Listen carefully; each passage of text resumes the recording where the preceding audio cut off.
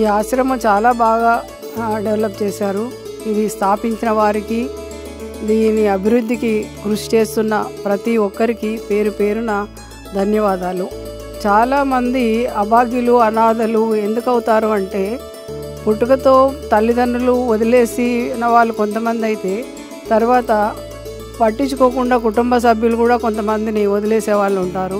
కొన్ని మానసిక సమస్యల వల్ల కానీ, సామాజిక సమస్యల వల్ల కానీ, ఆర్థిక సమస్యల వల్ల కానీ చాలామంది ఈ విధంగా రోడ్డు పాలైపోయి ఆ దిక్కు లేకుండా తిరుగుతూ ఉంటారు. మరియు దీనికి చేయూతనిస్తున్న ప్రతి ఒక్కరికి ఆ భగవంతుడు ఆయురారోగ్యాలు, మంచి జీవితము ఇవ్వాలని కోరుకుంటున్నాము.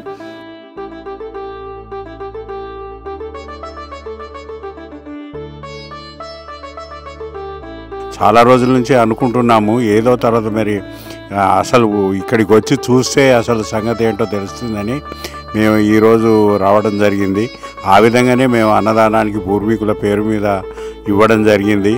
అయితే ఇక్కడ ఉన్నటువంటి అభాగ్యుల అందరినీ చూసిన తర్వాత నిజంగా వీళ్ళు యాక్యురేట్గా, తర్వాత ఇది వాళ్ళ మనస్ఫూర్తిగా వాళ్ళందరికీ కూడా చాలా జాగ్రత్తగా చూస్తున్నారు.